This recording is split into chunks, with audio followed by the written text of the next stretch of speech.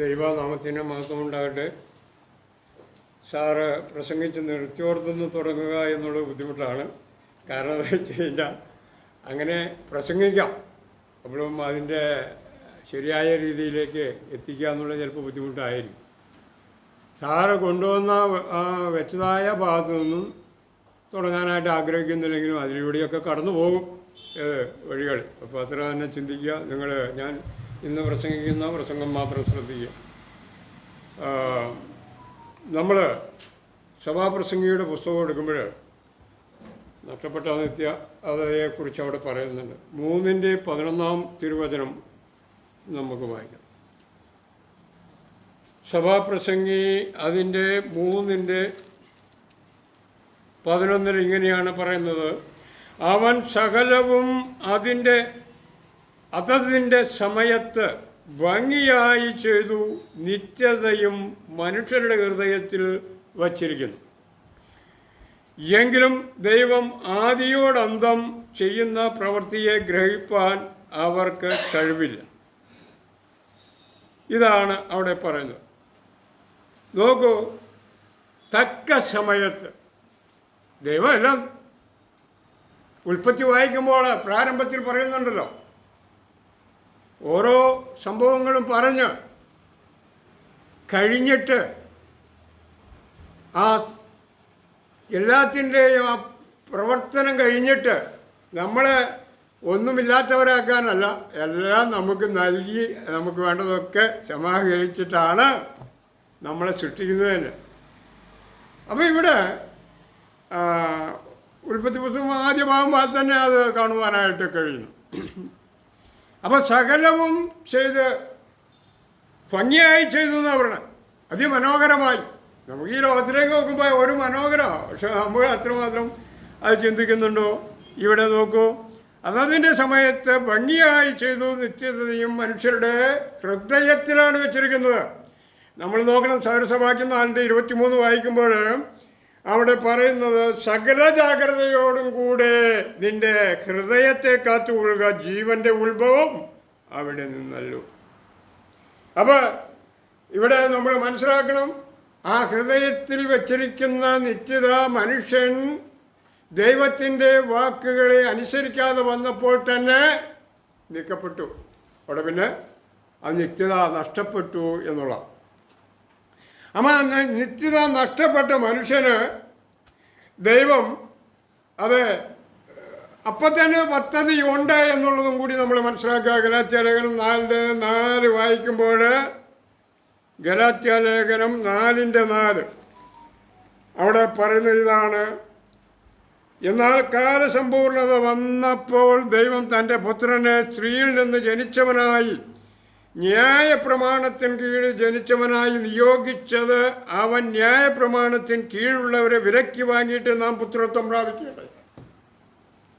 അപ്പോൾ ഇവിടെ നമുക്ക് വേണ്ടി ആ ഒരുക്കപ്പെട്ടിട്ടുള്ള ആ കടന്നു വരാൻ പോകുന്ന വ്യക്തിയെക്കുറിച്ച് തിരുവചനം ഓർപ്പിക്കുകയാണ്. ഇവിടെ കാലസമ്പൂർണത വന്നപ്പോൾ, അതുവരെയും പാവത്തിൽ കിടന്ന് ഉരുണ്ട് മറിഞ്ഞ് കിടക്കുമ്പോൾ അതിനെ ഒന്ന് നിവൃത്തിച്ച് കൊണ്ടുവരാൻ, ഒന്ന് കുളിപ്പിച്ച് കൊണ്ടുവരാൻ ആരുമില്ലാതെ കിടക്കുകയാണ്. പ്രവാചകന്മാരല്ല, ആരുമില്ല, പുരോഹിതന്മാരുമില്ല, ആരുമില്ല. എന്നാൽ ഇവിടെ നോക്കണം, നമ്മൾ ആ നഷ്ടപ്പെട്ട മനുഷ്യന് വേണ്ടി ദൈവം തക്ക സമയത്ത് കാര്യങ്ങൾ ഒരുക്കും. പലപ്പോഴും നമ്മൾ റോമാലേഖനം കൊടുക്കുക, അതിൻ്റെ 5:6, 8, 10 ഭാഗങ്ങളൊന്ന് വായിക്കാം. റോമാലേഖനം 5:6, 8 അവിടെ പറയുന്നത് ഇതാണ്: നാം ബലഹീനരായിരിക്കുമ്പോൾ തന്നെ ക്രിസ്തു തക്ക സമയത്ത് ഇവിടെ നോക്കുക, തക്ക സമയത്തിൻ്റെ പ്രത്യേകത നമ്മളുടെ പ്രത്യേകതയിലല്ല. നമ്മൾ ചില കാര്യങ്ങൾ നടക്കാതെ വരുമ്പോൾ നടന്നില്ലല്ലോ എന്ന് പറയുന്നത് പോലെയല്ല. ദൈവത്തിനൊരു സമയമുണ്ട്, നമ്മളിലൂടെയും ദൈവത്തിനൊരു സമയമുണ്ട്, നമ്മളുടെ ആവശ്യങ്ങളിന്മേലും ദൈവത്തിനൊരു സമയമുണ്ട്. ആ തക്ക സമയത്ത് തന്നെ ആ കാര്യങ്ങൾ നിവർത്തിപ്പാൻ ദൈവം ഇടപെടുന്നു എന്നുള്ളത് നമ്മൾ മനസ്സിലാക്കുക. ഇവിടെ വന്നു കഴിഞ്ഞാൽ നാം ബലഹീനരായിരിക്കുമ്പോൾ തന്നെ ക്രിസ്തു തക്ക സമയത്ത് അഭക്തർക്ക് വേണ്ടി മരിച്ചു. ഭക്തിയില്ലാത്തവർക്ക്, ആരാധന ഇല്ലാത്തവർക്കും എല്ലാവർക്കും വേണ്ടി മരിച്ചു. ആരാധിച്ചിട്ട് തന്നെ കാര്യം പറയുമ്പോൾ എല്ലാം ആരാധിക്കണമെങ്കിൽ പിന്നെ പറഞ്ഞിട്ട് കാര്യമില്ലല്ലോ. ഇവിടെ നോക്കുക, അഭക്തർക്ക് വേണ്ടി മരിച്ചു. എൻ്റെ 8-ാം വാക്യത്തിലേക്ക് വരുമ്പോഴോ വീണ്ടും പറയുകയാണ്, ക്രിസ്തുവോ നാം പാപികളായിരിക്കുമ്പോൾ തന്നെ നമുക്ക് വേണ്ടി മരിക്കയാൽ ദൈവം തനിക്ക് നമ്മോടുള്ള സ്നേഹത്തെ പ്രദർശിപ്പിക്കുന്നു. വീണ്ടും കടന്നു വന്നിട്ട് ആ അധ്യായത്തിൽ തന്നെ 5-ാം അധ്യായത്തിൽ തന്നെ വീണ്ടും 10-ാം വാക്യം പറയുകയാണ്, ശത്രുക്കൾ ആയിരിക്കുമ്പോൾ തന്നെ നമുക്ക് അവൻ്റെ പുത്രൻ്റെ മരണത്താൽ ദൈവത്തോട് നിരപ്പ് വന്നു എന്നാണ് അവിടെ പറയുന്നത്.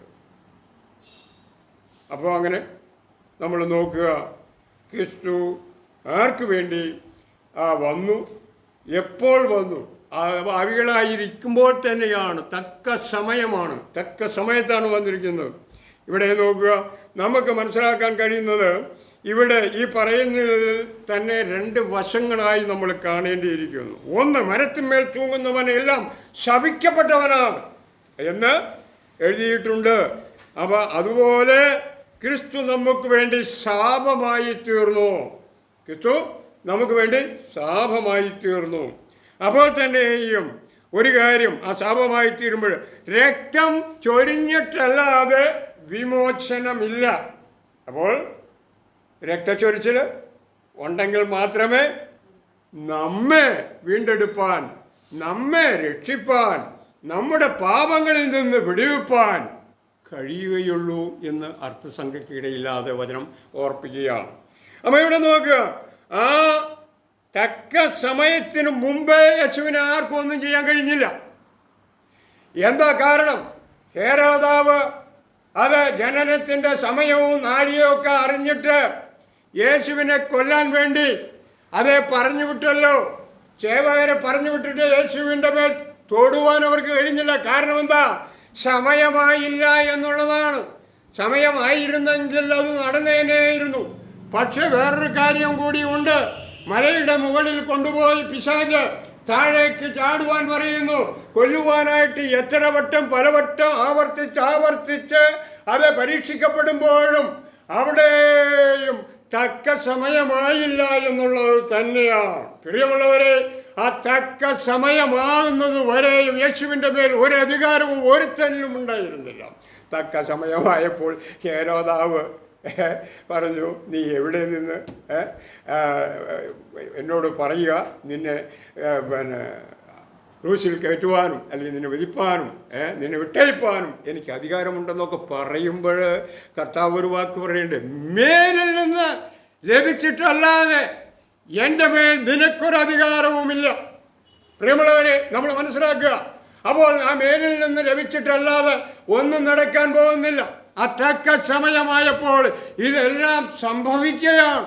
യേശുവിനെ വിട്ടുകൊടുക്കുന്നു, യേശുവിനെ ക്രൂശിക്കാൻ കൊണ്ടുപോകുന്നു, ആ കാര്യങ്ങളൊക്കെ നടക്കുന്നു നമുക്ക് വേണ്ടി. ഒരരുമനാഥൻ നഷ്ടപ്പെടുമ്പോൾ നമ്മൾ മനസ്സിലാക്കണം, നാം ഇപ്പോൾ സന്തോഷത്തിനും ചന്തത്തിനും ഒക്കെ ആയിട്ട് ഇവിടെ ഇരിക്കുന്നുണ്ടല്ലോ. ആ തക്ക സമയത്ത് നമുക്ക് വേണ്ടി കർത്താവ് അത് കാൽവറിയിൽ യാഗമായി തീർന്നത് കൊണ്ട് മാത്രമാണ് നാം ഇവിടെ ആയിരിക്കുന്നത്. പ്രിയമുള്ളവരെ, നമുക്ക് നോക്കാം.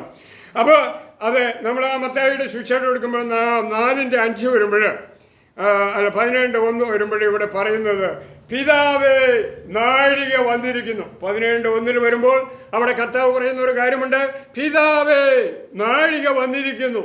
ഇപ്പോൾ സമയമാണ്, ഇപ്പോൾ തക്ക സമയമായിരിക്കുന്നു, പ്രവർത്തിക്കാനുള്ള സമയമാണ്, അത് സംഭവിക്കാനുള്ള സമയമാണ്. ആര് വിചാരിച്ചാലും ഒന്നും ചെയ്യാൻ കഴിയില്ല. പലരും വിചാരിക്കുന്നത് ചിലപ്പോൾ രോഗമായിട്ട് എല്ലാ ആശുപത്രിയിൽ കിടക്കണമെങ്കിൽ ഇപ്പം തീരും ഇങ്ങനെ പറഞ്ഞുകൊണ്ട് കിടക്കും. എപ്പോഴും തീരാൻ പോകില്ല. ചിലപ്പോൾ പ്രതീക്ഷിക്കാത്ത മാതിരി തീരും. ചിലപ്പോൾ കിടന്ന് നരകിച്ച് കുളിച്ച് കാലങ്ങളോളം കിടക്കും. ഇതൊക്കെ ദൈവത്തിൻ്റെ പ്ലാനിങ്ങിൽപ്പെട്ട കാര്യമാണ്. മനുഷ്യന് ചിന്തിക്കാൻ പോലും കഴിയാത്ത കാര്യങ്ങളാണ്. ഇവിടെ നോക്കുക. അപ്പോൾ നമ്മൾ മനസ്സിലാക്കേണ്ടത്, പിതാവേ നാഴിക വന്നിരിക്കുന്നു എന്ന് തന്നെ അവിടെ പറയുന്നുണ്ട്.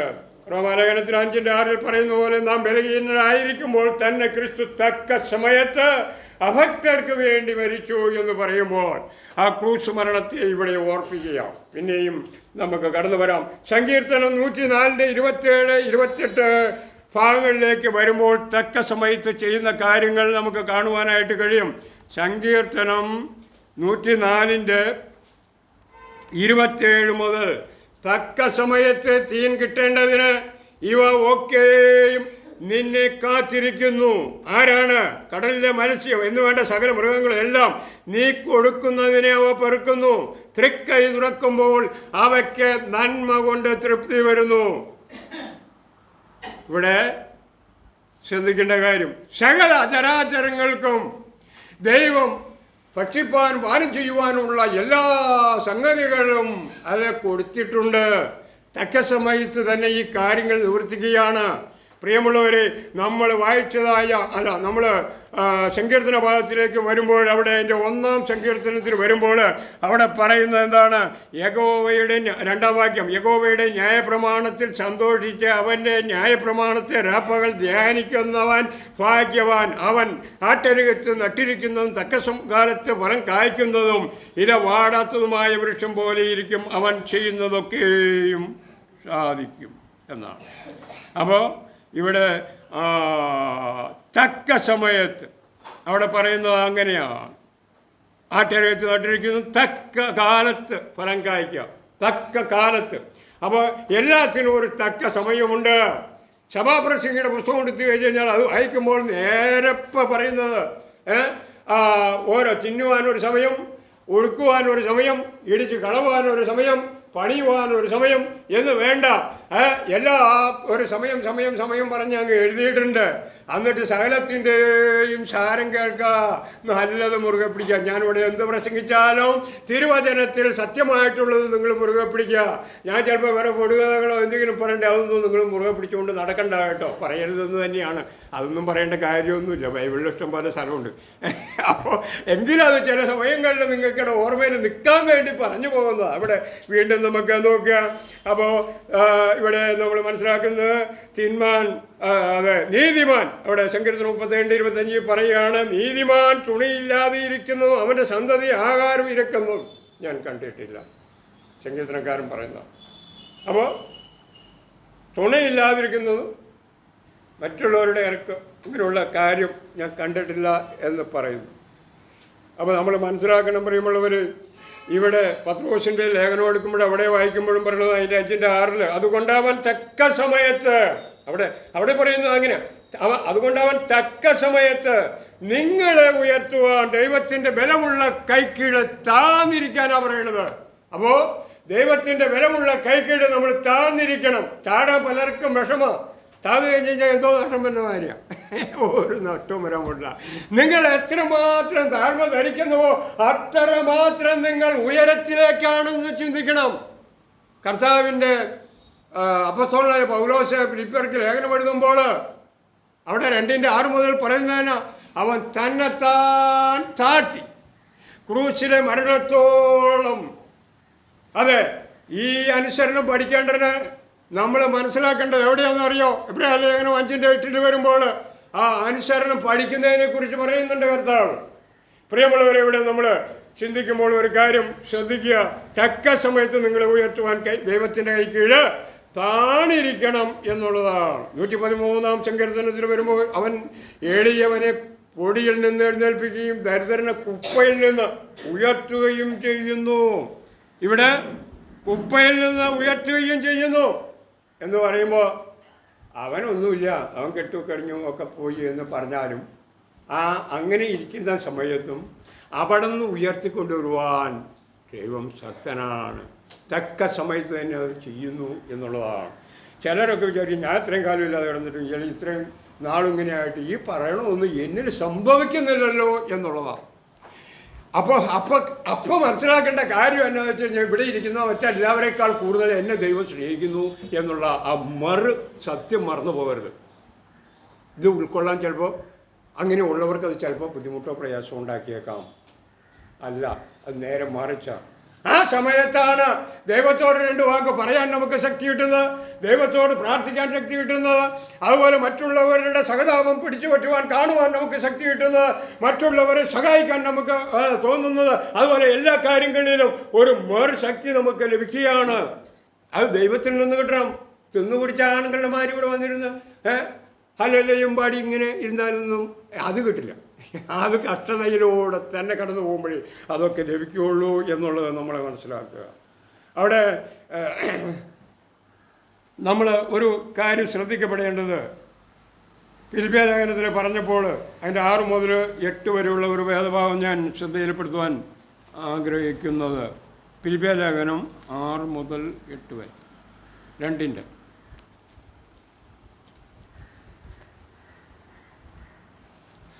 അവിടെ 6-ാം വാക്യത്തിൽ വരുമ്പോൾ, അവൻ ദൈവരൂപത്തിൽ ഇരിക്കെ ദൈവത്തോടുള്ള സമത്വം മുറുകെ പിടിച്ചുകൊള്ളണമെന്ന് വിചാരിക്കാതെ ദാസരൂപമെടുത്തു, മനുഷ്യ സദൃശത്തിലായി തന്നെത്താൻ ഒഴിച്ചു, വേഷത്തിൽ മനുഷ്യനായി വിളങ്ങി. ഇവിടെ തന്നെത്താൻ ഒഴിച്ചു, അതായത് ഗ്രീക്ക് ഭാഷയിൽ ഹീനോസ് എന്നാണ് അതിൻ്റെ അർത്ഥം. ഹീനോസ്, ഒഴിക്കുക, ഒഴിവാക്കുക. അവിടെ ആ പരിവേഷങ്ങളൊന്നും ഇല്ലാത്ത ആ ഗംഭീരമായിരിക്കുന്ന ആ പിതാവിനോടൊപ്പം ഇരിക്കാവുന്ന സന്ദർഭം വിട്ട് അവിടുന്ന് ഒഴിയുക എന്ന് പറഞ്ഞാൽ പൂർണ്ണമായും മാറുക. മാറിയിട്ട് എന്ത് ചെയ്തു? ഒരു മനുഷ്യനായി ജനിച്ചു. അതായത് കേവലം ഒരു മനുഷ്യരൂപത്തിലും സദൃശത്തിലും ഛായയിലും അത് ശരീരമെടുത്തു. ആ ശരീരമെടുത്തിട്ട് ഇവിടെ പറയുന്ന കാര്യം മനസ്സിലാക്കുക, സമത്വം മുറുകെ പിടിക്കണം. ദൈവത്തോട് സമത്വപ്പെട്ട് നിൽക്കുന്ന അവസ്ഥയിൽ നിന്ന് എല്ലാം ഒഴിവാക്കി. നമ്മൾക്ക് കഴിയുമോ? നമ്മൾക്കൊരു സ്ഥാനമോ അല്ലെങ്കിൽ കുറേ വസ്തുക്കളോ അല്ലെങ്കിൽ കുറേ ഇതൊക്കെ ഉണ്ടെങ്കിൽ നമ്മൾ അവിടെ നിന്ന് പിടുത്തം പെട്ടിട്ട് ഒന്നും ചെയ്യാൻ പോകില്ല. എത്ര പറഞ്ഞാലും ചെയ്യാൻ പോകില്ല. അവിടെയാണ് ക്രിസ്തുവിൻ്റെ മഹത്വം, അവിടെയാണ് ക്രിസ്തുവിൻ്റെ ദൈവമായി കാണുന്നത്, അവിടെയാണ് ക്രിസ്തുവിനുള്ള പ്രാധാന്യം. ഇവിടെ നോക്കുക, എല്ലാം വിട്ടേച്ച് വരുന്നു. അന്ന് വെച്ച് എന്ത് ചെയ്യാണ്? ദൈവത്തോടുള്ള സമത്വം മുറുകെ പിടിച്ചുകൊള്ളണമെന്ന് വിചാരിക്കാതെ ദാസരൂപമെടുത്തു. ദാസനായി തീരുക, അത് ഇത്ര എളുപ്പമുള്ള പണിയാണ്. ദാസരൂപം എടുത്തിട്ട് എന്ത് ചെയ്തു?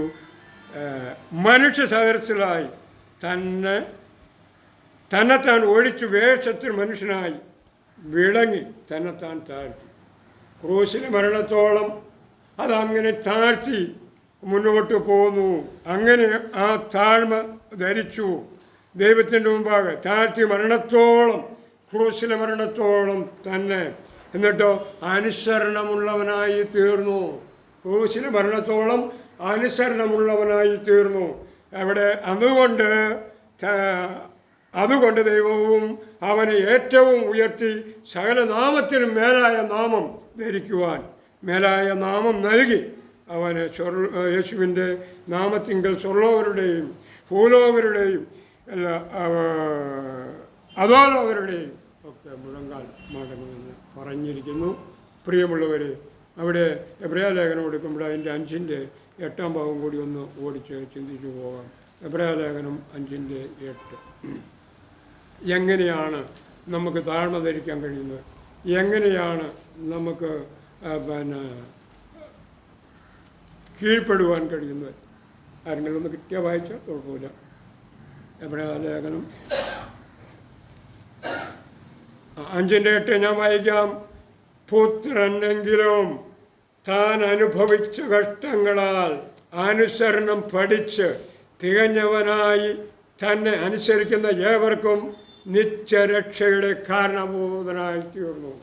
വെറുതെയല്ല, നമ്മൾക്കൊക്കെയും പാഠമായി, നമുക്കെല്ലാവർക്കും മാതൃകയായി. പത്രോസ് പറയുമ്പോൾ നമുക്ക് പിൻപറ്റുവാൻ ഒരു മാതൃക വച്ചേച്ചു പോയിരിക്കുന്നു എന്നാണല്ലോ പറയുന്നത്. അങ്ങനെ മാതൃകയായി ഇവിടെ കാണുവാൻ കഴിയുന്നത് എന്തുകൊണ്ടാണ്? അനുസരണം പഠിക്കുവാൻ ത്യാഗത്തിലൂടെ, യാഗത്തിലൂടെ ആ അനുസരണം പഠിച്ചതാണ്. അതുകൊണ്ട് അപ്പോസ്തലൻ അത് എടുത്തെടുത്ത വിഷയത്തെ ചൂണ്ടി പറയുന്നത് നമ്മൾ ശ്രദ്ധിക്കുക. വീണ്ടും നമുക്ക് കടന്നു വരാം. അവിടെ സ്വയം ഉയർത്തുവാൻ ശ്രമിക്കുന്നവരുണ്ട്. അങ്ങനെയുള്ളവരുടെ അവസ്ഥയും നമുക്കറിയാം. അത് നെബൂഖദ്നേസർ രാജാവ് സ്വയം ഉയർത്തിക്കൊണ്ടുള്ള ചില സംഭവങ്ങളൊക്കെ ഉണ്ടായി. അത് അവിടെ ദാനിയേലിൻ്റെ പുസ്തകം 5:25 മുതലൊക്കെ വായിക്കുമ്പോൾ നമുക്ക് കാണുവാൻ കഴിയുന്നുണ്ട്. അതായത് അത് ചുമരിൽ കൂടെ കയ്യെഴുത്ത് കടന്നു വരികയാണ്. എന്തെന്ന് ആ ന്യായവിധിയെ കാണിക്കുകയാണ്. അത് എൻ്റെ ആ തന്നെ ഉയർത്തിക്കൊണ്ടുള്ള ആ ഭാവങ്ങൾ വീഞ്ഞു കൊണ്ടുവന്ന് അവിടെ കഴിക്കലും കൊണ്ടുവരാൻ പാടില്ലാത്ത സാധനങ്ങൾ കൊണ്ടുവരലും ഒക്കെ ആയിക്കഴിഞ്ഞപ്പോൾ ദൈവകോപം വന്നു. അത് അവൻ്റെ മേൽ പതിക്കുവാനിടയായി തീരുകയാണ്. പ്രിയമുള്ളവരെ, പുല്ല് തീറ്റുന്നവനായിട്ട് മാറുകയാണ് അവസാനം. നമുക്കറിയാം, അത് പഠിച്ചു വരുമ്പോൾ ആ ഭാഗങ്ങൾ പഠിച്ചു വരുമ്പോൾ പുല്ല് തിന്നുന്നതായിട്ട് കാണുവാനായിട്ട് കഴിയുന്നുണ്ട്. അപ്പോൾ ഇവിടെ ദാവീദിനെ പിന്തുടർന്ന് ശൗൽ രാജാവ് നോക്കുക, അവിടെ കാണുന്നതായ ഒരു വിഷയം ഞാൻ ഓർപ്പിക്കട്ടെ. 1 ശമൂവേൽ 24:14 അവിടെ വരുമ്പോൾ ആരെ തേടിയാകുന്നു ഇസ്രായേൽ രാജാവ് പുറപ്പെട്ടിരിക്കുന്നത്? ആരെയാകുന്നു പിന്തുടരുന്നത്? ഒരു ചത്ത നായയാണോ എന്ന് ദാവീദ് ചോദിക്കുകയാണ് രാജാവിൻ്റെ അടുത്ത്. ഒരു ചെള്ളിനെ അല്ലയോ എന്ന് പറയുന്നു. അപ്പോൾ ഒരു നിസാരമായി ഒരു കൃമിയുടെ ആ ഒരു ഇതിനെ ആളം താഴുവാൻ ആ ദാവീദ് അവിടെ വാക്കുകളിൽ നിന്ന് താഴുകയാണ് രാജാവിൻ്റെ മുമ്പിൽ എന്ന് നമ്മൾ മനസ്സിലാക്കണം. തന്നെത്താൻ താഴുന്ന ആ അവസ്ഥയിലുള്ള ആ ദാവീദിനെ ദൈവം ഉയർത്താവുന്നതിൻ്റെ പരമാവധി ഉയർത്തുകയും അത് തൻ്റെ മക്കളായിട്ട് വന്നപ്പോൾ പറഞ്ഞ അവസ്ഥയിലൊക്കെ പ്രാരംഭത്തിലുണ്ടായിരുന്നെങ്കിലും പിന്നീടൊക്കെ കൈവിട്ടു പോയതായിട്ടാണ്. അത് ശലോമോൻ രാജാവ് പണിയുന്ന ദേവാലയത്തെക്കുറിച്ചൊക്കെ പാടുന്നു, പണിയൊക്കെ ചെയ്തു, എല്ലാ കാര്യം ചെയ്തു. പക്ഷേ അവസാനം അത് ആ രാജാവിൻ്റെ രാജ്യം തന്നെ രണ്ടായി ചീന്തിക്കളയേണ്ട സാഹചര്യം വന്നു. പ്രിയമുള്ളവർ, ഇവിടെ നോക്കുക, നമുക്ക് തുടർന്ന് കടന്നു വരാം. അപ്പോൾ അതുകൊണ്ട് ദൈവം നിഗളികളോട് എതിർത്ത് നിൽക്കുകയും താഴ്മയുള്ളവർക്ക് കൃപ നൽകുകയും ചെയ്യുന്നു. ഇവിടെ ഒരു കാര്യം ഞാൻ ഓർപ്പിക്കട്ടെ. ദാവീദ് ഒരുപാട് സങ്കീർത്തനങ്ങൾ എഴുതിയിട്ടുണ്ട്. ഒരുപാട് സങ്കീർത്തനങ്ങൾ എഴുതിയിട്ടുണ്ടെങ്കിലും ഏതെങ്കിലും ഒരു സങ്കീർത്തനത്തിൽ ദാവീദ്, അതായത് മല്ലനെ കൊന്ന ദാവീദിന് സ്തോത്രം എന്ന് പറഞ്ഞിട്ടുണ്ടോ? ഇല്ല. കാരണം എന്താണെന്ന് അറിയാമോ? ദൈവത്തിൻ്റെ മഹത്വം ഒരിക്കലും മനുഷ്യൻ എടുക്കാൻ പാടില്ല എന്നുള്ളത് ദാവീദിനറിയാം. ഇവിടെയുള്ള ചില ഉപദേശിമാർക്ക് അറിയില്ല. ഇവിടെ ഉള്ളതല്ല കേട്ടോ, പൊതുവെ ചില ഉപദേശിമാർക്ക് പോലും അത് അറിയാൻ പാടില്ല. ദൈവത്തിനുള്ള മഹത്വം ദൈവത്തിന് തന്നെ ഇരിക്കണം, അത് മനുഷ്യർക്ക് കൊടുക്കാൻ പാടില്ല എന്നുള്ളത് തന്നെയാണ്. നമ്മൾ മറ്റൊരു ഭാഗത്തേക്ക് ഓടിക്കടന്നു വരാൻ ആഗ്രഹിക്കുകയാണ്. തക്ക സമയത്ത് ചെയ്യുന്ന ചില കാര്യങ്ങളാണ്. നമുക്ക് ഇയ്യോബിൻ്റെ പുസ്തകം 5:26 എടുക്കാം. ഇയ്യോബിൻ്റെ പുസ്തകം 5:26 അവിടെ പറയുന്നത് ഇതാണ്: തക്ക സമയത്ത് കറ്റക്കൂമ്പാരം അടുക്കുന്നത് പോലെ നീ പൂർണ്ണ വാർദ്ധക്യത്തിൽ കല്ലറയിൽ കിടക്കും. തക്ക സമയത്ത് കറ്റക്കൂമ്പാരം അടുക്കുന്നത് പോലെ നീ പൂർണ്ണ വാർദ്ധക്യത്തിൽ കല്ലറയിൽ കിടക്കും. ഇയ്യോബിൻ്റെ 3 സ്നേഹിതന്മാരിൽ ഒരാളായ എലീഫസ് പറയുന്ന കാര്യമാണ്. അവിടെ ഇയ്യോബ് പറയുന്നുണ്ട്, ജന്മദിവസത്തെ ശപിക്കുകയും മരിക്കുവാൻ ആഗ്രഹിക്കുകയും ചെയ്ത വ്യക്തിയാണ് ഇയ്യോബ്. നമുക്കറിയാം, ഞാനിങ്ങനെ ജനിക്കാതിരുന്നു എങ്കിൽ നമ്മൾ പല അപ്പോഴും സ്ത്രീകളിൽ ഇങ്ങനെ അത് ചിലപ്പോൾ കടന്നു വരാറുണ്ട്, അറിഞ്ഞോ അറിയാതെയൊക്കെ കടന്നു വരാറുണ്ട്. ഞാൻ ജനിക്കാതിരുന്നായിരുന്നെങ്കിൽ, എനിക്കൊന്നും മരിച്ചായിരുന്നെങ്കിൽ. പ്രിയമുള്ളവരെ, നിങ്ങൾ ഈ 2 വാക്കും ഉപയോഗിച്ചാലും ഒരു കാര്യമുണ്ട്, നിങ്ങൾ മരിക്കാനും പോകില്ല, നിങ്ങൾ ഇനി ജനിക്കാതിരിക്കാനും പോകില്ല. ആകെ ഒരു ജന്മ ക്രിസ്തുവിനോട് ജനിച്ചിട്ടുണ്ടെങ്കിൽ ആ ജന്മം മാത്രമേ ഉള്ളൂ, വേറെ ഒന്നും സംഭവിക്കാൻ പോകുന്നത്. അപ്പോൾ അവിടെ ചിലർ അങ്ങനെയാണ് പറയുന്നത്, എനിക്കൊന്ന് മരിച്ചാൽ മതി, ഞാൻ മരിച്ചാൽ മതി എന്ന്. ഇത്രയും കാലം ജീവിച്ചിരുന്നു, പിന്നെ ആർക്ക് വേണ്ടിയാണ് മരിച്ചാൽ മതി എന്ന് പറയും. ഇതൊക്കെ സ്വാഭാവികമാണ്. അപ്പോൾ ജന്മദിവസത്തെ ശപിച്ച ഒരു വ്യക്തിയാണ് ഈ ഇയ്യോബ് എന്ന് നമ്മൾ മനസ്സിലാക്കുക. തൻ്റെ ജന്മദിവസത്തെ ശപിക്കുമ്പോൾ താൻ എത്രമാത്രം കഷ്ടതയിലൂടെ കടന്നുപോയി എന്നുള്ളത്. അപ്പോൾ ഒരു മനുഷ്യൻ എപ്പോഴും ഒരു കാര്യം മനസ്സിലാക്കേണ്ടത്, ഒരു മനുഷ്യൻ എപ്പോഴും ആ കഷ്ടതയിലൂടെ കടന്നു പോകുമ്പോൾ ഒരു പെറുവെറുപ്പ് അല്ലെങ്കിൽ ഒരു വ്യത്യസ്ത വാക്കുകളൊക്കെ കടന്നു വരാൻ സാധ്യതയുണ്ട്. അതികഠിനമായ വ്യതയിലൂടെ പോകുമ്പോൾ എൻ്റെ കർത്താവിന്, യേശുവിന് ആ അതികഠിനമായ വലയിലൂടെ കടന്ന് ക്രൂശിലേറുമ്പോൾ അങ്ങനെ ഒരു സംഭവം നാവിൽ നിന്ന് ഉരിയാടിയിട്ടില്ല എന്നുള്ളത് മനസ്സിലാക്കണം. തക്ക സമയത്ത് തന്നെ ദൈവം അതിനൊക്കെ വേണ്ട ക്രമീകരണങ്ങൾ ചെയ്തു എന്ന് മനസ്സിലാക്കുക. വീണ്ടും നമുക്ക് അത് തക്ക സമയത്ത് ചെയ്യുന്ന വേറെ ചില കാര്യങ്ങളും കൂടി ചിന്തിച്ച് പെട്ടെന്ന് നിർത്താം. അതായത് ദൈവം തക്ക സമയത്ത് എല്ലാ കാര്യങ്ങളെയും നിവർത്തിക്കുന്നവനാണ്. നമുക്ക് ചില കാര്യങ്ങൾ നിവർത്തിക്കപ്പെടുവാൻ വഴുകുകയോ താമസിക്കുകയോ ചിലപ്പോൾ അത് ഏതെങ്കിലും രീതിയിൽ വന്നാൽ നമ്മൾ വെപ്രാളം കൊള്ളും. അതിൽ വെപ്രാളം ഞാനിപ്പോൾ വേറെ ഇവിടെ ഇരിക്കുന്നവരെ ഞാൻ ചൂണ്ടി പറയേണ്ട ആവശ്യമില്ല, മറ്റുള്ളവരെ ചൂണ്ടി പറയേണ്ട ആവശ്യമില്ല. എന്താ കാരണം എന്ന് വെച്ച് കഴിഞ്ഞാൽ എൻ്റെ മോൾക്ക് ജോലി കിട്ടാൻ അല്പം താമസിച്ചു പോയി. അല്പം എന്ന് വെച്ചാൽ 1 കൊല്ലോ 2 കൊല്ലോ കഷ്ടി താമസിച്ചു. താമസിച്ചപ്പോഴുള്ള ഒരു എന്താ പറയുക ധർമ്മസങ്കടം, അത് പറഞ്ഞാൽ മതിയല്ലോ. അപ്പോൾ ഉള്ളിൽ എന്നാ ഇതെന്ത് ദൈവം, ഇതൊക്കെ പറയുന്നുണ്ട്, ഞാൻ ഇത് കുറേ വായിക്കുന്നുണ്ട്, കുറേ അറിയുന്നുണ്ട്, കുറേ പ്രസംഗിക്കുന്നുണ്ട്, ഒക്കെ ചെയ്യുന്നുണ്ട്. പക്ഷേ എന്ത് ചെയ്ത് ഇങ്ങനെയൊരു കാര്യം ഇത്രമാത്രം പഠിച്ചതിൻ്റെ മോളിൽ ഇങ്ങനെ വന്നല്ലോ, റാങ്ക് കിട്ടിയല്ലോ, എന്നിട്ട് എന്തപ്പോൾ ജോലി കിട്ടാതെ ഇത് സർക്കാർ നമ്മളെ ഇതാക്കുകയാണ് അതാക്കുകയാണ് എന്ന് വേണ്ട. എല്ലാ പിറുപിറുപ്പും കഴിഞ്ഞ് അവസാന ഘട്ടത്തിലേക്ക് വന്നപ്പോൾ അപ്പോയിൻമെൻ്റ് ഓർഡർ തക്ക സമയത്ത്. അത് ദൈവത്തിനൊരു സമയമുണ്ട്. പ്രിയമുള്ളവരെ, നിങ്ങളത് മനസ്സിലാക്കാൻ ഞാൻ പറഞ്ഞതേ ഉള്ളൂ. ദൈവത്തിൻ്റെ ആ തക്ക സമയത്ത്. ഇപ്പോൾ ഒരു കാര്യമുണ്ട്, അത് കഴിഞ്ഞ് കണ്ണിൻ്റെ ഇതെടുത്തു, കണ്ണിൻ്റെ PG എടുത്തു, അതിലും ഇത് എഴുതി, PhD എഴുതി, 2ാം റാങ്കോട് കൂടി പാസ്സായ ആളാണ്. 2ഉം കഴിഞ്ഞു, 3ഉം കഴിഞ്ഞു, 4ഉം കഴിഞ്ഞു, ഒക്കെ ഇതിലും വെച്ചു, മോളെ വെച്ചിട്ടില്ല. അപ്പോഴും ഇതൊക്കെ ഒരു തരം നമ്മുടെ മനസ്സെപ്പോഴും അങ്ങനെയാണ്. പക്ഷേ തക്ക സമയത്ത് അപ്പോയിൻമെൻ്റ് ഓർഡർ ഈ മാസം തന്നെ കിട്ടും. അതിന് മുന്നോടി കിട്ടേണ്ട കിട്ടിക്കഴിഞ്ഞു. എവിടെയാണ് ഈ തൃപ്പൂണിത്തറങ്ങി. അപ്പോൾ ഇനി അടുത്തതായിട്ട് അതിലേക്ക് പോവാം, ടീച്ചറായിട്ട് പഠിപ്പിക്കാം, മെഡിക്കൽ കോളേജിൽ ജോലി ചെയ്യും. അപ്പോൾ തക്ക സമയത്ത് ദൈവമെല്ലാം നമുക്ക് വേണ്ടി കരുതും എന്നുള്ളതിന് യാതൊരു സംശയവും വേണ്ട. അപ്പോൾ പ്രസവത്തോടടുത്ത് ഇനിയിപ്പോൾ അടുത്ത ആഴ്ച വ്യാഴാഴ്ച വെള്ളിയാഴ്ച ഓപ്പറേഷൻ ചെയ്യാം എന്നാണ് ഡോക്ടർ പറഞ്ഞത്. അപ്പോൾ ആ വെള്ളിയാഴ്ച ഓപ്പറേഷൻ ചെയ്യുക, ഒരു കയറും 40 ദിവസം ഇതുണ്ടാവും, ഒഴിവുണ്ട്. അപ്പോൾ വ്യാഴാഴ്ച അങ്ങോട്ട് പോകുകയും വേണം. പ്രിയമുള്ളവരെ, പ്രാർത്ഥനയിൽ നിങ്ങൾ ഓർക്കാൻ വേണ്ടി ഈ കാര്യം പറഞ്ഞു. ഇവിടെ വീണ്ടും നമ്മൾ ചിന്തിക്കുക. 4ാമതായിട്ട് തക്ക സമയത്ത് എന്ന് പറയുന്നത് 1 തീമോത്തി 6:15-16 വേദഭാഗം ഒന്ന് വായിക്കാം. 1 തീമോത്തി 6:15-16 അവിടെ പറയുന്നത് ഇതാണ്. രാജാവും കർത്താവും താൻ മാത്രം അമർത്യതയുള്ളവനും അടുത്തുകൂടാത്ത വെളിച്ചത്തിൽ വസിക്കുന്നവനും മനുഷ്യർ ആരും കാണാത്തവനും കാണാൻ കഴിയാത്തവനുമായ തക്ക സമയത്ത് ആ പ്രത്യക്ഷത വരുത്തും എന്നാണ് പറയുന്നത്. തക്ക സമയത്ത്. ഇപ്പോൾ ആളുകൾ വിചാരിക്കും എന്തി വരാത്ത. ചിലർ പറയണു 2000 കഴിഞ്ഞപ്പോൾ ചിലരൊക്കെ മാടും വെട്ടി സുഖമായിട്ട് സത്യം കഴിച്ച് ചാടിച്ചുള്ളി ഇപ്പോൾ വരുമെന്നും പറഞ്ഞിരുന്നു. പക്ഷേ എന്തുണ്ടായില്ല, കർത്താവ് വന്നില്ല. കാരണം ചില ഈ ശുശ്രൂഷകർ പറയണത് കർത്താവിൻ്റെ വരവൊക്കെ അവർക്കറിയാവുന്നതുപോലെയാണ്. പ്രിയമുള്ളവരെ, കർത്താവിൻ്റെ വരവ് ഒരു മനുഷ്യനും അറിയാൻ പാടില്ല. എന്തിനാ പറയണേ? യേശു ക്രിസ്തു പറഞ്ഞത് കർത്താവിന് തന്നെ അറിയില്ലെന്നാണ് പറഞ്ഞത്. എന്താ പറയുക? യേശുവിനെ അറിയില്ലെന്നാണ് പറഞ്ഞത്. അറിയില്ല എന്ന് വെച്ച് കഴിഞ്ഞാൽ ആ വിഷയം പിതാവിൻ്റെ കരങ്ങളിലിരിക്കുക, പിതാവിൻ്റെ കയ്യിലിരിക്കുക.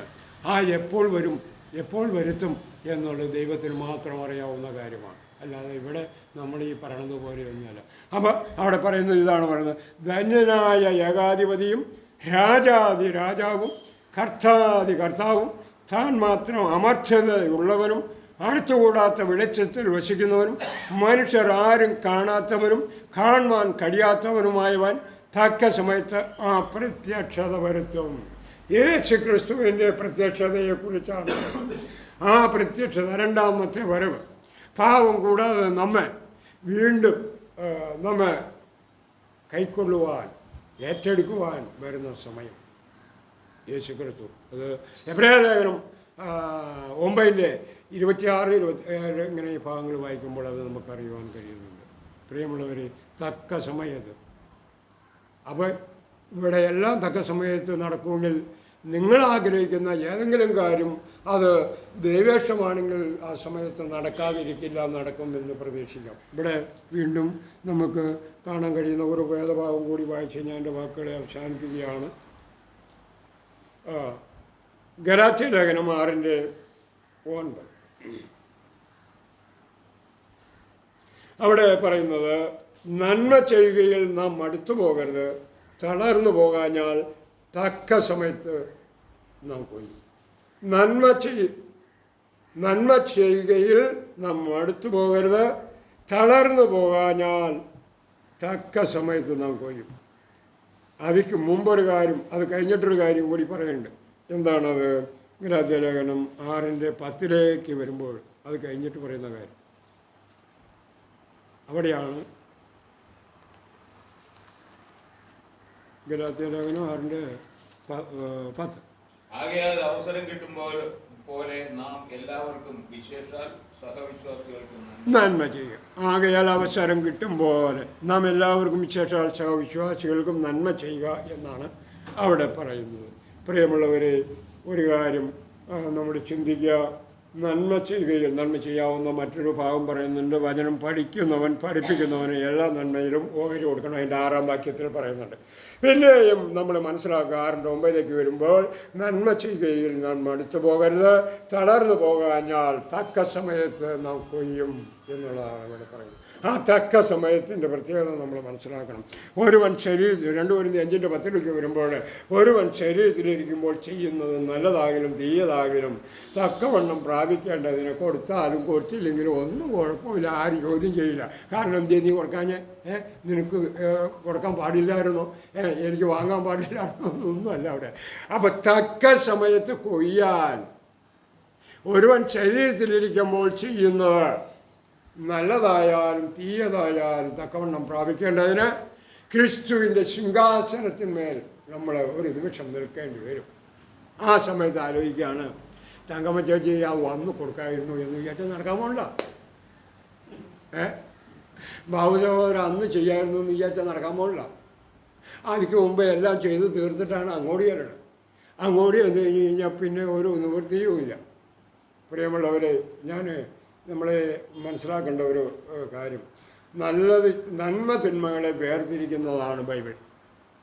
അതിൽ ചിലർ വിചാരിച്ചങ്ങനെ എല്ലാം ദൈവത്തിൻ്റെ വചനമല്ല. അങ്ങനെയല്ല, ദൈവത്തിൻ്റെ വചനം തന്നെയാണ്. അപ്പോൾ നന്മ തിന്മകളെ വേർതിരിച്ച് പരീശന്മാരും ശാസ്ത്രിമാരോടുള്ള ബന്ധത്തിൽ പറയുകയാണെങ്കിൽ അവർ നല്ലതിനെയും തീയതിനെയും വേർതിരിച്ച് പഠിപ്പിക്കുന്നവനായിരിക്കണം. അപ്പോൾ ഇതിൽ ഉള്ള കാര്യങ്ങൾ നന്മയേത് തിന്മയേത് എന്ന് തിരിച്ച് പഠിപ്പിക്കുന്ന വ്യക്തിയാണ് ശരിക്കുള്ള ഒരു ഉപദേഷ്ടാവ്. അത് എപ്പോഴും നമ്മൾ കരുതണം. മലാക്കിയുടെ പുസ്തകത്തിൽ യഹോവയുടെ ദൂതൻ ജ്ഞാനം ഉള്ളവനായിരിക്കണം. അവൻ്റെ വായിലെപ്പോഴും ഒരാളോട് സംസാരിക്കുമ്പോൾ നല്ല വാക്കുകൾ മാത്രമേ പറയാവുള്ളൂ എന്ന് മാത്രമല്ല, ആ വാക്കുകൾ എന്താ പറയേണ്ടതെന്നുള്ളത് തക്ക സമയത്ത് പറയുവാനുള്ള അറിവ് ആ വ്യക്തിക്ക് ഉണ്ടായിരിക്കണം. ഇതാണ് ബൈബിളിലെ നന്മതിന്മകളെക്കുറിച്ച് തന്നെ എവിടെ നോക്കിയാലും നിങ്ങൾ കാണാൻ കഴിയുള്ളൂ. അപ്പോൾ ആ നന്മ ചെയ്യാൻ നമ്മെ പ്രേരിപ്പിക്കുന്നു, നല്ലതായി ജീവിക്കാൻ നമ്മെ പ്രേരിപ്പിക്കുന്നു. ആ നന്മയിലൂടെ നമ്മൾ ആദ്യം മുമ്പേ നന്മ ചെയ്യുക എന്നിട്ട് എന്നല്ല, മുമ്പേ നമ്മൾ കർത്താവിനെ സ്വീകരിക്കുക, രക്ഷയിലേക്ക് വരിക, അല്ലെങ്കിൽ രക്ഷിക്കപ്പെടുക. അതിനുശേഷം നമ്മളോട് പറയുന്ന കാര്യം എന്താണെന്ന് വെച്ച് കഴിഞ്ഞാൽ നന്മ ചെയ്യണം, നല്ല കാര്യങ്ങൾ ചെയ്യണം എന്നുള്ളതാണ്. ആ നന്മ ചെയ്യാൻ നമ്മൾക്ക് എല്ലാവർക്കും കഴിയണം. തക്ക സമയത്ത് ദൈവം ഇത് നമുക്ക് വെളിപ്പെടുത്തി തന്നു. എല്ലാം തക്ക സമയത്ത് തന്നെ നടക്കുന്ന കാര്യങ്ങളാണ്. സമയം തെറ്റി എന്ന് നമുക്ക് തോന്നിയാലും ദൈവത്തിനൊരു സമയമുണ്ട്. ആ സമയത്ത് എല്ലാ കാര്യങ്ങളും അത് വേണ്ടും വിധം അത് നടക്കും. നമ്മളെ ഒരു നിശ്ചയതയിലേക്ക് കൊണ്ടുപോകുന്ന വഴി, ആ വഴി ഒരിക്കലും നമ്മൾ നിസ്സാരമായി കാണരുത്. പെട്ടെന്ന് ഓടിച്ചാടിയൊക്കെ അവിടെ എത്താമെന്ന് വിചാരിക്കുന്നത് തെറ്റാണ്. ഓരോ ദിവസവും അനുദിനവും നമ്മൾ ശുദ്ധീകരണം പ്രാപിച്ച് നമ്മൾ കർത്താവ് പറഞ്ഞിട്ടുള്ള ആ വഴികളിലൂടെ തന്നെ മുന്നോട്ട് പോയാൽ മാത്രമാണ് ആ നിത്യതയ്ക്ക് നമുക്ക് ഓഹരിക്കാരാകാൻ കഴിയൂ. അപ്രകാരം നമുക്ക് അതിന് കഴിയട്ടെ. പലപ്പോഴും ലോകത്തിൻ്റെ മുമ്പായി നമ്മൾ ഒരു അർത്ഥത്തിലും ഒന്നുമല്ല, ലോകത്തെ നോക്കി ഒരിക്കലും പോകരുതെന്നാണ് ബൈബിൾ പറയുന്നത്. അപ്പോൾ ലോകത്തെ നോക്കി പോയി കഴിഞ്ഞ് കഴിഞ്ഞാൽ നമ്മളുടെ സിദ്ധാന്തം അനുസരിച്ച് അല്ലെങ്കിൽ ദൈവവചനം നമുക്ക് തിരിച്ചു തരുന്ന നന്മയിലൂടെ കടന്നു പോകുവാൻ ഒരുവന് അവൻ്റെ വഴി ചൊവ്വായി തോന്നിയാലും എന്താണ് പറഞ്ഞത്, അത് അതിൻ്റെ അവസാനമോ മരണ വഴികളത്രേ ചതുരസവാക്യത്തിൽ പറയുന്നത്. അപ്പോൾ നമ്മൾ മനസ്സിലാക്കുക, അങ്ങനെ എന്തെങ്കിലും ഇതായിട്ട് നമുക്ക് തോന്നിയെങ്കിൽ അത് മരണത്തിലേക്കുള്ള പോക്കാണ്. നല്ലതിലേക്കാണെങ്കിൽ അത് കർത്താവിൻ്റെ വഴിയിലൂടെ തന്നെ ഞാൻ തന്നെ വഴിയും സത്യവും ജീവനുമാണ്. അപ്പോൾ ആ ജീവനിലൂടെ കടക്കണമെങ്കിൽ ആദ്യം തന്നെ 2 കാര്യം പറയും. ഞാൻ തന്നെ വഴിയും സത്യവും, വഴി ഞാനാണ്, സത്യം ഞാനാണ്, അപ്പോഴാണ് ജീവനിലേക്ക് കടക്കാൻ കഴിയുക. ആ 3 കാര്യം നിങ്ങൾ ഓർമ്മയിലിരിക്കട്ടെ. തക്ക സമയത്ത് തന്നെ പ്രത്യക്ഷത വരുത്തുന്നതുകൊണ്ട് കർത്താവായ യേശുക്രിസ്തുവിന് രണ്ടാമത്തെ വരവിന് ആയി ഒരുങ്ങാം. നമ്മൾക്ക് ഓരോരുത്തർക്കും ഹൃദയങ്ങളെ കർത്താവിൻ്റെ വചനത്തിലും കർത്താവിലൂടെ സഞ്ചരിപ്പാൻ ഇവിടെയായിത്തീരട്ടെ എന്ന് പറഞ്ഞ് വാക്കുകളെ അവസാനിപ്പിക്കുന്നു. ദൈവനാമം മാത്രമാക്കപ്പെടുക.